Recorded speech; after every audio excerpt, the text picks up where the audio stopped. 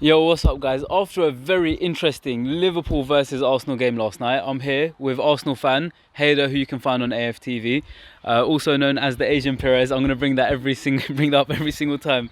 So, before we get into anything, I just want to ask you your overall thoughts on yesterday's game. Well, thanks for having me back safe. It's not just Asian Perez, it's also Asian Giroud, which I'll happily take. It's also Scott Sinclair. So yeah, there's quite a few variants. And Theo Walcott I've had too. So I'm not the ones that comes up with these, you know. So overall thoughts of the game. Look, from a Liverpool perspective, you guys look slick. You know, the goals were good. The pressing was insane. It was very orchestrated. It was sound. Everyone looked very well organised. And you've beaten us now, and you've beaten Chelsea, and of course Leeds. 9 points out of 9. You guys look, the real deal. And I think up to now, probably the best team in the league so far. From an Arsenal perspective, you did deserve to win the game. But there are moments in this game that really left a bitter taste. Like, even though you guys won, I'm sure we'll discuss it afterwards. There were like 3 or 4 moments in the game where I look back on it and I think, had they gone a bit differently, it would have completely changed the course of the game. So yeah, I can't wait to go through them. And yeah, let's see, because it was a really good game. It was competitive. It was quite fierce as well. But yeah, I'm not too happy with it, to be quite honest. Even though you guys have won, there's so much I want to get through. I feel like you're digging at little stuff. Let's start with a slight controversial point. Is Mane's supposed elbow on Tierney? Yeah. Before I say anything, I'm just gonna ask you what you think before we go for it. 100% a red card. No. It not even 200% a red card. Not even. Because if you look at it, not even on slow-mo, right? The first time I saw it, Gary Neville on commentary was like, ooh, this could be a bit difficult for Mane. And purely because it wasn't just a bent elbow or a bent arm. He actually extended his arm and made a movement towards Tierney's face. Like that. If it wasn't Liverpool at Anfield, and if it was us, and if that was Granit Xhaka, he's off after 3 minutes. Completely he's off after 3 minutes. And because it was Mane, and because Liverpool have this reputation for being in favour or have got a good, they're good with VAR, right? Because of that, yeah, as in you guys get a lot of decisions your way, and you're called Liverpool. It is a trend. It's completely a red card, and I was very surprised that you guys got away with it. In fact, I was more surprised that they didn't give it, because for me that's completely a red. Okay, now I just want you to consider this, yeah? Mane is a short guy, Yeah. which is why his arm was going upwards. He holds off defenders by putting his arm across across their body, which he's allowed to do. He'd done it a little bit late with Tierney. He's clipped him a little bit. He didn't freaking knock him out. It's a controversial decision, at least. I'm not going to say it wasn't a red card, but it wasn't a definite red card. Yeah. Okay, so firstly, the way Tierney plays it is very smart. Mane actually has control of the ball. So he's actually got control of it. He's in possession, right? Tierney's behind him, putting pressure behind him. Mane, whilst he's got the ball, has reached out and moved towards Tierney's face. Tierney's gone down. And there's pictures on Twitter which make it look like a straight on, bang on red, categorical red card. And if after 3 minutes you've lost your best player, I think Mane is your best player, right? If you've lost him, it's a completely different game. And this is one of the reasons why I said earlier in the intro, it really leaves a sour taste, because had that been a red, and I think it was, the game would have changed completely, right? It's annoying that we have to share a mic because I can't cut you off. Alright, I agree with one thing. Mane is our best player. Yeah. Other than that, I don't know. Look at it. The likes of Lukaku, Ronaldo, Messi, whatever, they use their arm to get an advantage over the defender. You literally put part of your body in the way to stop the defender obviously coming and getting the ball. And Mane's gone to do that. Yeah, he's clipped him, but it's not an intentional elbow. He hasn't reached for his head. I know it's gone upwards, but Mane's short in it, so he's gonna do. I mean, I don't think there was intention in it, but we could literally go on for ages about this one. So I'm not sure if the viewers remember, but there was a game in the back end of last year. Arsenal played Leicester. We were 1-0 up. Eddie Nketiah came on, and it was a high challenge on one of the Leicester defenders, right? There was no intention of it being a high challenge, it being dangerous play. He just got his timing wrong. He arrived maybe half a second late, and they gave him a red card. It's not just about intention, right? Mane isn't a dangerous player. He's a really good, sound professional. But in that one instance, he deserved to go. Completely, he deserved to go. Okay. So we could go on about this for ages. Make sure you guys drop a comment down below what you guys think. So where do we start with the actual game itself, everything else? I think Liverpool's high press, phenomenal. Literally no real football fan out there could disagree with that. But in literally against the run of play, Arsenal managed to get the first goal. What do you make of Arteta's reaction to Liverpool's high press? Because it was very interesting, and I do rate Arteta for it. But what do you think about it? So your high press was phenomenal, right? You're the best in the league at it. You're the best in the world at it. European champions, Premier League champions, and deservedly so. You were all over us in the first half, right? We couldn't get out of our half for periods of it. In terms of how we played out for our first goal, yes, it was against the run of play, but a constant theme throughout Arteta, and especially in this game, is that he made a clear emphasis on playing out from the back. And so even when your forward players and your entire team was pressing us right from the front, and it was our centre-backs that had the ball, it would always be a very risky strategy. But in that one instance where we actually scored, we beat the press, right? And it was the only time in the first half we actually, one, had a shot or had a chance, but beat the press, right? And we scored from it. And it wasn't great defending, which is probably why Robertson goes down as the second best left back, Scottish left back in the Premier League, not the first. But yeah, in terms of how we played it out and how we got round your midfield and your defence, and then eventually it was a really slack, and it wasn't a short finish. But in terms of how we played it out and the risk that we took and the bravery that we showed, I think we deserved that one goal. But you were all over us in the first half. Yeah, to be honest, with the one, I think you guys ended with 4 touches in the opposition box in the first half, which is quite unnatural for Arsenal. But moving on from Lacazette's goal, yeah, it was a stupid mistake by Robertson, but Liverpool's reaction to the goal. And in the words of Ian Wright, when you guys did it last time, don't poke the dragon. And I think you guys literally poked the dragon. What a retaliation from Liverpool that was. And Tierney, the second best Scottish defender in the league after Robertson, Tierney got absolutely bulldozed by Salah. Salah's strength, you just sometimes don't notice it. He's not a big guy. He doesn't look like Akinfenwa or Lukaku or whatever, but that guy has strength. And the thing is, look, I'm not going to sit here and say Tierney shit, he's a terrible defender, because I know he's a good defender. But Salah makes him look like a dead defender. But it's just the actual retaliation of the way Liverpool reacted to the goal. And how Arsenal, I don't know, you guys seemed nervous, very nervous after we decided to start attacking. What did you think was going to happen after that first goal? 1-1, and Liverpool been dominating the game. Which direction did you think the game was going to go in after that? And this is my second issue with this game, and the reason why, again, it left a bitter taste is because of how soon after we scored, you guys equalised. And this isn't the first time it's happened. It actually happened 2 years ago in Unai Emery's first season. Maitland-Niles scored in the first half, and then you guys just bulldozed us. Almost immediately after we scored, you guys got 1, 2, 3. Firmino ended up getting a hat-trick. You guys ended up winning 5-1. And so once Lacazette scored, I was sitting there hoping, it was 25 minutes in, we need to get to at least 40 to 45 minutes, get into half-time, still in the lead. Just protect our lead, defend deep, be resolute, right? And don't let Liverpool get an instant reaction. Because once they do that, it then becomes 2, it then becomes 3. It happened in 5-1. It happened last year. You guys got 1, you guys got 2 very, very fast. So my second issue with this game is how quickly we let you equalise. So that is very, very frustrating. And yeah, Salah's strength was obviously quite visible in that goal. He got past Tierney probably too fast. It actually started with Luiz coming out. Luiz thought it was a foul on him.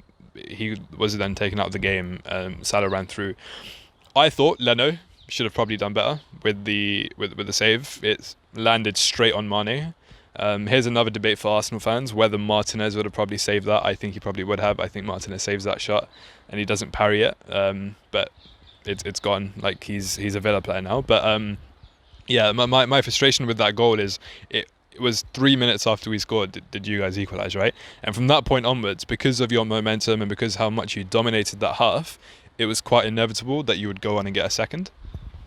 Yeah, I mean, it brings up another topic of discussion. Liverpool's approach in last season and this season has kind of been, we're going to attack and we're going to attack better than you attack. Defence is there. We've got Van Dijk at the back, but we're going to attack and we're going to attack better than you guys.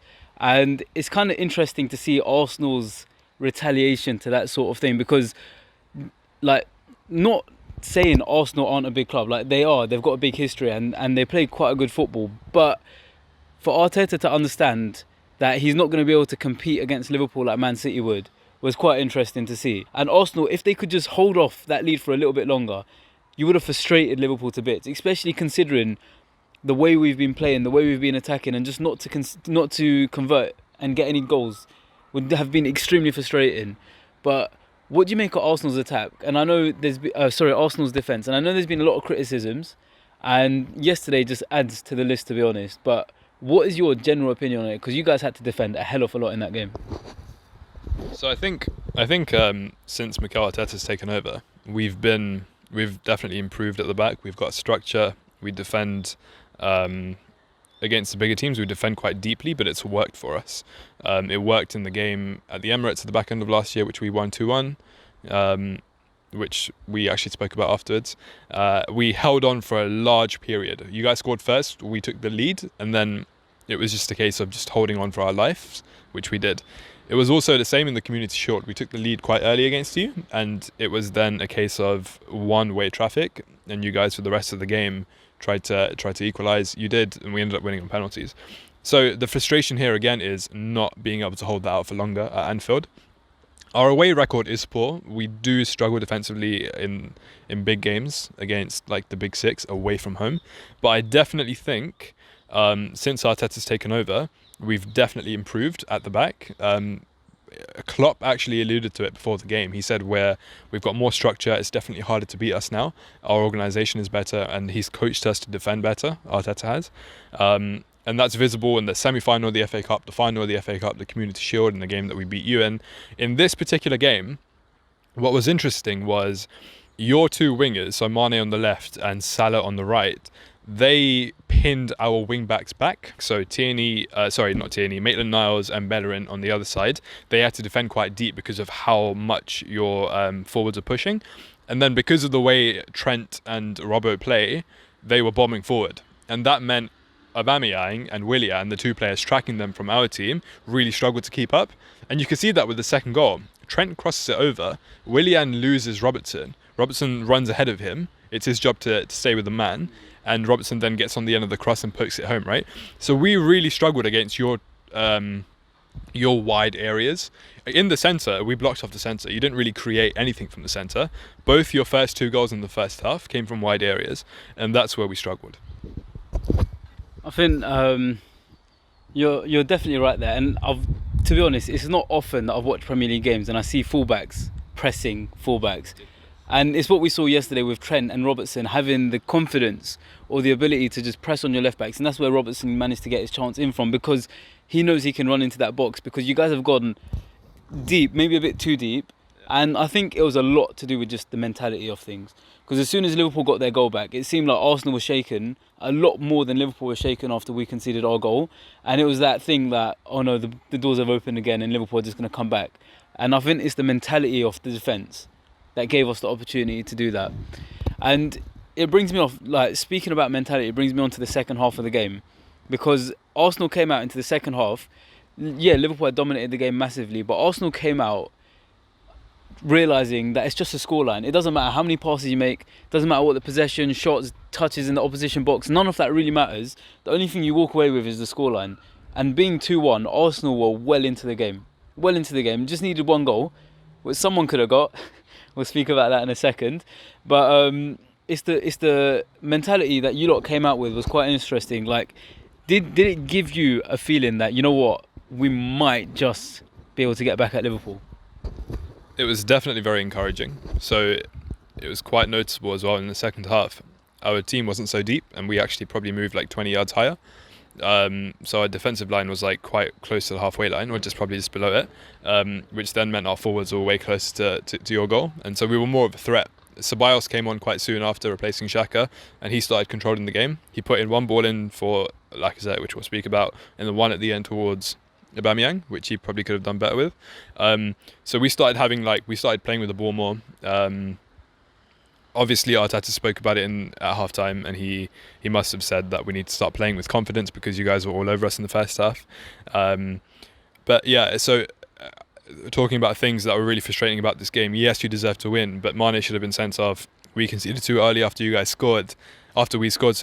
And the third point is the turning point in this game is once we're probably on the stronger foot, once we're out playing better than we did in the first half, and we're giving you guys a challenge. It's still 2-1. The game is very open. It could go either way. Lacazette has 2 amazing opportunities, right? And this is the third frustration of this game, because the first one was offside, and he tries to dink it over the keeper, which is ludicrous. Like, even if it's offside, just put it in, right? And so then when the second one comes a minute or two later, like, what is he doing? You know, and his first goal was very scruffy, and I think in this one he didn't look confident at all, and I never thought for a second that he would score. Alisson makes a good save, but had he scored that, I'm not saying we would have won the game, but I'm saying it would have been a very, very different proposition for you guys in the last half an hour, because then our game plan would have changed and we would have defended deep again, right? And so we wouldn't have left much gaps trying to attack. So I think going towards the end of the game, it was 2-1. Lacazette has missed his chance. I think Liverpool were not scared, but they were probably nervous. And you may disagree, but 10 minutes towards the end of the game, 10 minutes left before the end of the game, it was still very open. We had a couple of corners, yeah, they were absolutely terrible from Pepe, but it could have gone either way. And I'm happy that coming over to Anfield and 80 minutes into the game, it was fairly even at that point. So yeah, I mean, had Lacazette scored, I think we'd be sitting here and it would have been a different result. I mean, no, do you know what? At 2-1, look, Liverpool were all over Arsenal. There's no doubt in that, yeah? In the first half? In the first half, for sure. Second half, Arsenal came out strong and had the opportunity to, with that Lacazette chance, yeah, the first one was offside and he half-heartedly went at it. But the second one, I think you have to credit Alisson as well, because the way Arsenal were playing meant they weren't attacking us much. Flipping wasps. The way Arsenal were attacking us, or defending, really, playing deep, they weren't giving Alisson anything to do that game. And for him to keep his focus for a chance like that, he could have easily lost his focus. We saw Alisson do it against Atletico, and to be honest, I don't want to bring that up. But for him to literally keep that focus and then to save that against Lacazette, it just shows that Liverpool, it's the whole mentality thing that I'm talking about, and it's Arsenal came out with the right mentality, and as soon as you lot missed that chance, as soon as Lacazette missed that chance, and you knew it was going to be 2-2, Arsenal were going to be moving with confidence, everything's in their direction. He's missed the chance, but they let everything crumble in front of them, and I think that's where Liverpool dominated over you guys after that, because to be honest, in the second half it was an even game. In fact, Arsenal probably had a better part of the second half, but as soon as you missed that chance, I think everything came in Liverpool's direction. But that takes us on to the third goal. What do you make of Jota, Diogo Jota? What do you make of Liverpool's new signing? It's quite interesting, considering we got Thiago. And to be honest, a lot of people were criticising it, but trusting Jurgen Klopp's signing because he got Robbo and he's the best Scottish defender out there. So, no, what do you think of Jota? Debatably. Jota had like 2 chances before he actually scored. The one Salah actually took away from him, which is really good. Salah's a really greedy player, which is probably like why he's so good, but he can be quite infuriating sometimes. I don't know what it's like from a Liverpool point of view, but looking at him, like, he's quite as if he wants everything, like all the rewards for himself, and that was definitely Jota's shot to shoot, and also the one that he hit the side netting, he probably should have scored that.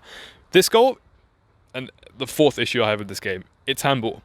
It's utterly handball. Like, there's no 2 ways about it. If you compare it to all the goals in the games we've seen so far since the start of the Premier League, and all the goals that have been either ruled out or all the penalties that have been given for handball, right? This one is as nailed on as any of them, if not more, right?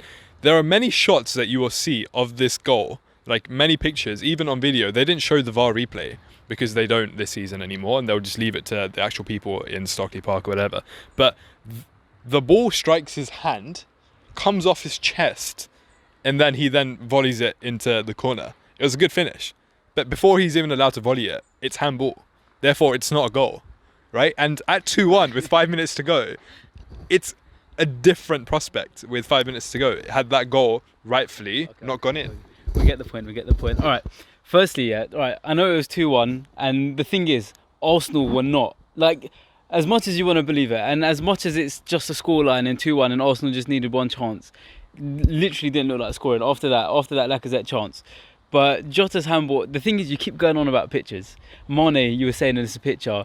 Jota, you're saying is a picture handball, but I don't think pictures do justice, because I can't even remember what game it was now. But Van Dijk's, it looked like a handball. You watch the video, it's not a handball. Look, a few games back. But pictures don't necessarily do justice. And the thing is, you haven't said it, but you sound like you're calling the referee's bias. Because to say that, yeah, they reviewed it shortly in Stockley Park and carried on. The thing is, it must have been quite an obvious decision, or they've been able to look at it without the ref having to go to the VAR on the pitch. But, I mean, for me, it's not. And even then, like, you just weren't getting back in the game. Like, I honestly don't. But, yeah, that's another thing. We could just argue on about that, but for ages. But, going into this game, Arsenal, 6 points from their first 2 games, and Liverpool also 6 points from their first 2 games. And Arsenal, obviously, they could have, I don't know, put a name out there for themselves just to let people know that they're competing for the title. Arsenal are looking good. I have to give it to you guys, and I do like Arteta. He's probably the right thing for you guys at the moment. How do you think Arsenal have done, and how do you think they're going to do this season? So our aspirations aren't winning the league. We're very far off it. When we spoke like a couple of months ago, I said that for this season, our goal and primary objective is to finish in the top 4. I think that's what unanimously across every Arsenal fan in the world, I think that's what we're trying to achieve this year. Looking at the first 3 weeks of the Prem, Chelsea have bought a lot of players. They still look weak defensively. We don't know how quickly their forward players are going to gel. In terms of Man United, they're always hot and cold, and Tottenham are experiencing the Mourinho effect, if you like. So there's definitely an opportunity for us to make our way back into the top 4. I'm quite confident with Arteta that we've got a whole season, with him, especially in the back of last year, the past 6 months. It's been very, very promising. Of course, we've won the FA Cup, we've won the Community Shield, we're playing better football, we're defensively more solid, our attacking players and patterns are looking more promising.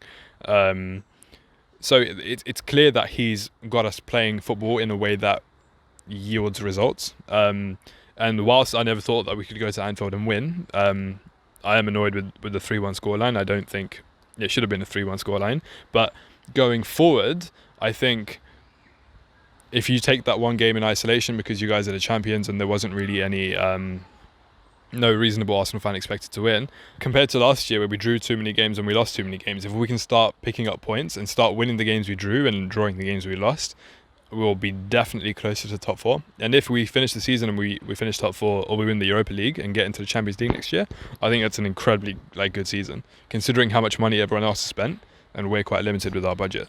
In terms of Liverpool, 3 weeks in, I think there are very few people that will say you guys probably aren't favourites to win the league. City have defensive issues again. We saw against Leicester. So you guys look awesome. You guys look like a machine, and I think you'll probably win it again and win it by a comfortable margin. So I'm going to ask you who your predicted top 4 is, because the thing is, I think everyone came into this league expecting it to be a Liverpool and City battle, potentially Chelsea, because they've gone and spent more money than we could ever imagine on basically buying a whole new team.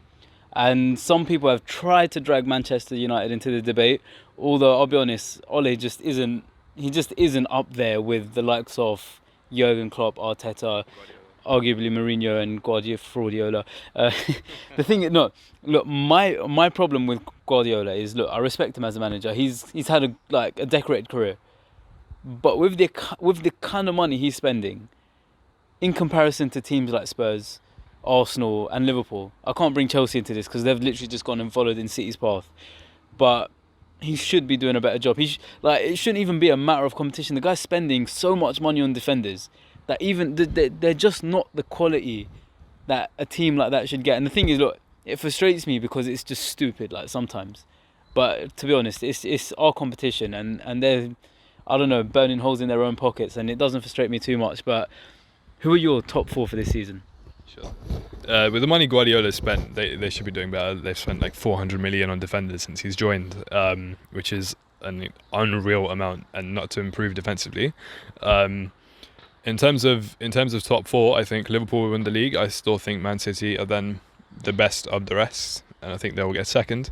And then it ultimately comes down to, we have a week left of the transfer window, what business people do. So if Man United can possibly like nip Sancho or like any one of the players thereafter, they could become a different prospect. We're after Partey and Aouar, two like centre mids that one's very defensively stable, the other one's more attacking and creative. If we can get either of them or both, I think our weak link is our midfield, and therefore we definitely then become a better team and we improve. And so, if, like I said, if we can get one of those, then I really fancy our chances of finishing 3rd or 4th, probably 4th. So I would say Liverpool, City. I'd probably back Chelsea because of the money they've spent, and I think Lampard's a good manager. He showed it in his first year to finish 3rd, and his signings will come through. And then Arsenal to finish 4th, and then I can not care less about the rest. Yeah, no, I appreciate that, because as long as Liverpool finish 1st, I really couldn't care less about what happens in the rest of the league. But I want to talk about VAR itself. But as we're talking about the league at the moment and the teams in the league, I want to ask you about teams that usually aren't like considered great teams. I mean, Everton, after their game against Crystal Palace, they look like a strong club, and the thing is, they've actually been playing really well since the beginning of the season. And I hate giving credit to Everton as a Liverpool fan, but they've been looking interesting. Another team that have come into the Premier League this season and literally are putting a name for themselves. They're a massive team. Everyone knows who Leeds are, but they've come into this. They dominated the Championship, and then they've come into the Premier League against the Premier League winners, Liverpool, and given us literally a run for our money with that 4-3. Yeah. What do you think of some of the other teams that come in, and what teams do you think there are to look out for? So the level across the Premier League is just gradually increasing, right? Everton, I've got a world-class manager. They've bought some really good players: Alan, James Rodriguez, Doucouré. Leicester look solid again this year. They look really like vibrant, and they look like spirited. Vardy's playing really well. That game was crazy. And Leeds, of course, they look very like energetic. They're like, you know, Bielsa has them like running a lot and stuff. So they're obviously 3 teams to look out for. I think, weirdly, I think West Ham could have a half decent season, just because they've started off fairly well. They lost their first game, but since then they played well against us, which made me like sit up and take note. And then they beat Wolves 4-0. Which Wolves are a great team, right? So if they can get their act together, they could be all right. And then beyond that, it's probably the same old names, right? So like the Spurs and the Uniteds will have like a fairly decent season. My question to you though is, you've won the Champions League 2 years ago. You got to the final the year before that. You won the Premier League last year, and the year before last you came within a point to winning it. What would you consider a good season for Liverpool? Is it to win the Champions League again? Is it back-to-back Premier Leagues? Or are you so far ahead of the rest of the curve that you're thinking, we need, I don't know, like 100 points, or we need to go undefeated? Or are there other accolades that you're looking to achieve? And if so, what are they? So to say that Liverpool are so far ahead of the rest would be quite arrogant to say, but we are. It's a fact. But my emotion makes me want to say that Champions League and Premier League, get those 2 in the bag, and that will be a successful season for us. But I think it's hard to take notice of how difficult it is actually winning these things. Like the Champions League, you're talking about the best teams in the world. It's probably more difficult than the World Cup, the Champions League. And yeah, Liverpool won it, and the year before that we got to the final and we lost to Madrid in the final. And this season last season we went and absolutely hammered the Premier League. The thing is, it can't become a matter of expectation, as much as I want it to be, and I want every season to be like this, but it's not La Liga where you're going to get a team that dominates it forever. We might have 1 season, 2 seasons. Well, we've had 2 seasons. Last season we won it. The season before that, we're extremely close. But it's quite rare for a team to come in and absolutely dominate the Premier League. There's always going to be a contender, and that's what I love about this league. I think this season, though, it's a tough one, to be honest. Like, obviously, I want the Premier League, I want the Champions League, I want the FA Cup, I want everything. And I think a treble would be more than anything I could ask for. If we could get FA Cup, Champions League and Premier League, I'll be well over the moon with that. And I don't know. I don't want to sound too arrogant. I'd say definitely back on back Premier League, because it's been too long, too long. But if we can get back on back Premier Leagues, that brings us even with Man United on the amount of Premier Leagues we won. Champions League, we're a cut ahead of the rest, but I'd love to at least see us compete. And if we can get ourselves into the semis or finals, or even win the Champions League, and we can win the Premier League again, I'll be happy with that, to be honest. And just one more thing. Is that it for your business? You signed Diogo Jota and the left back. Do you think there's anybody else that you could potentially sign? Or is there anybody that you personally would like Liverpool to sign that you think will improve your team? Oh, that is a tough one again. Coming up with the difficult questions. Liverpool have a world-class squad at the moment. Like, to be honest, you look at each position, and I don't mean to criticise Joe Gomez, but bar Gomez, I don't see anyone there that is a weakness, makes mistakes regularly or anything like that. Really good. I mean, yeah, Gomez is good, but the thing is, why I say that is because I've seen, obviously I watch Liverpool in and out, and I've seen Gomez make little mistakes here and there which have an impact on the rest of the players around them. And I think Van Dijk has had a massive impact on the way Gomez plays. And now that they're playing a bit more together, Gomez is improving. And to be honest, like, there were talks of Koulibaly and all that sort of stuff, but like, I don't think there's a first 11 player that can come into... Like, we've had Thiago come in, and he's going to give Henderson a run for his money, because Henderson is the captain, but quality-wise, as a player, he's not up there with Fabinho or even Thiago in that matter. But Thiago's given us an option to change how we play a little bit. Soak the ball into the middle. He plays as a deep centre mid. Soak the ball in, play those balls out wide. We've got Naby Keita to do that in the middle, but slightly shorter version of that. So he's looking for the smaller passes, where you've got Thiago a bit deeper, looking for those longer passes out to Mane and Salah. And I just can't think of any player that will fit into Liverpool's squad. And the thing is, any quality players that you can think of, they want to be playing first team football. I don't see Jadon Sancho coming to Liverpool to sit on the bench. And the thing is, look, we've done that. We've got Oxlade-Chamberlain sitting on our bench. We've got Shaqiri sitting on our bench. Shaqiri doesn't even get onto our bench sometimes. And these are top players. Like, these are really good players that can't even make it onto our bench, let alone our first 11. So I think we'll struggle to get any quality players in. And any players that we do get in, like, who are they going to replace? So I think immediately off the top of my head, there are like a couple of players that I think will like objectively improve your team. One of them is Mustafi. The other one is Kolasinac. We're looking to offload them. So if there are any top clubs that are, shopping in the transfer window for like quality, top-notch, world-class players, Kolasinac, Mustafi, and potentially Ozil. He comes quite cheaply these days, from what I've heard, and he plays a lot of games, and he doesn't get injured. So, yeah, if John Henry, that's your owner's name, right? If you're watching this, I would definitely recommend. Oxlade-Chamberlain, an old Arsenal player, come to Liverpool, and he's probably made the biggest improvement in his career at Liverpool. But more recently, he's been getting less game time, not getting onto the pitch as much as he was at the end of last season. And that's obviously because Naby Keita is coming back from injury, and he's become proper part of that first 11. Henderson's on and off at the moment with injuries, but he still definitely makes that first team. We've got Wijnaldum, who's a 50-50, because we're not sure if he's going, if he's staying, what the situation is with him. And Ox just can't compete with the likes of Fabinho because he plays a complete different role.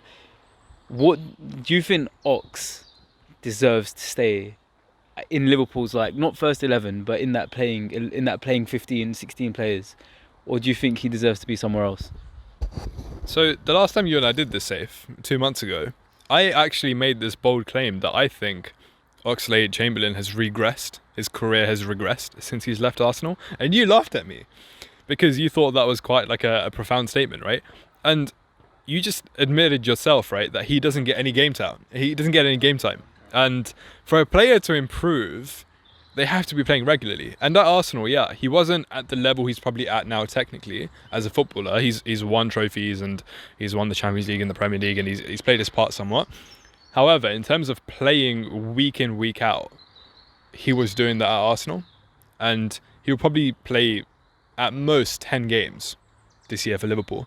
And so I think from a career perspective for him, he should probably think about looking elsewhere to just see out the rest of his years in a club where he's playing, because he doesn't want to turn into like Lallana, for example, who then ended up leaving without barely playing at all. And it's so easy to become a forgotten man in a team that's stacked with world-class players such as, Liverpool. So yeah, I would probably say to him, you shouldn't have left in the first place. You shouldn't have left Arsenal in the first place. But now would probably be a good time to like think about what he wants from the rest of his future. Okay, interesting. And that brings me on to my last topic, which has been a controversial topic over the whole Premier League over this week and last week, is handball and VAR. Like, what the hell is going on? VAR was meant to come into football to clarify issues, but it seems like there's rules that are just subjective rules. Yeah. Like, it just depends on what referee you get, or it depends who's sitting in the VAR room in Stockwell Park.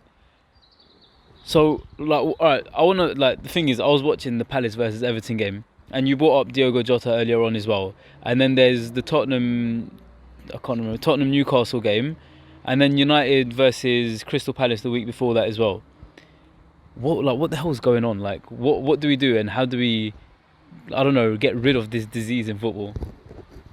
It's crazy. Like, it's such a mess at the moment. Like, decisions that shouldn't be a penalty are being given as penalties. Decisions that should be handball aren't, such as Jota, right? So yeah, it's quite unnecessary, and it definitely needs change, because we can't continue like this. Sky Sports actually did a stat yesterday before the Villa and Fulham game, where they extrapolated the amount of penalties given in the first 3 weeks of the season for handball, and if that was extrapolated over 38 games, there would be 88 penalties given for handball this season, when I think the most in the past before has been just like 22 or 23, right? So it would be almost 4 times the amount that we're usually used to seeing, and that can't go on. That's not sustainable, and people will start falling, like, we'll stop loving football for what it is, and so I think, from what I know, I think the Premier League are looking into it, and I think the referees official group, whatever, are looking into it, and they may potentially review it and change it. It does need changing, because the Crystal Palace versus Everton one on, who was it? Was it Ward? I think it was Ward. That was a disgrace. The Dyer one was, even though I'm an Arsenal fan, I loved to see Tottenham being angry and felt like hard done by. It was gold, but it wasn't a penalty, because I would feel quite annoyed if that was given against me. Also, the one at Old Trafford when Ayew hit it onto Lindelof's arm, that wasn't a penalty either.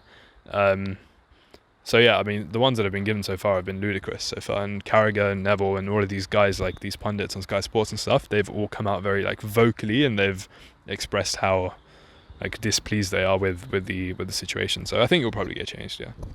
Yeah, I think the biggest problem is people that don't play the game are making rules for the game, and they can't understand it. The thing is, you watch some of them, like for example, Woods against Man United. His hand wasn't next to his body, but it is still a natural position. You're not going to run with your arms held down. Like, it's the way football's played. It's the way you run naturally as a human being. And the thing is, it's the lack of consistency that really annoys me as well. Watching that Everton versus Crystal Palace game, you had Ward's decision on one side being given as a penalty, but Everton have gone and done something similar. In fact, it looked like, I can't remember what player it was, but it looked like he's moved his arm up a little bit. And the thing is, they spoke about that at the end of the game, so it wasn't just me seeing it. And it's the lack of consistency in the decisions. And for Crystal Palace, that was a decider, because Crystal Palace Everton at the time of the game was a top of the table clash. But Crystal Palace have gone and won their first 2 games, and then to go and lose to Everton, where they could have picked up a point, it probably destroys them. Well, not destroys them as a club, but it definitely brings a halt to their confidence. And the thing is, you just don't know what's going to happen. You can watch VAR, you can watch the replays, but it just depends on what's going on the pitch until a proper rule's made. And I think it's as simple as this. If a player's not putting his hand out intentionally to get an advantage, then I feel like most of the time it should be played on, because we're sitting around for too long in games, just waiting for decisions to be made. The game comes to stop too many times. It's becoming like an American sport.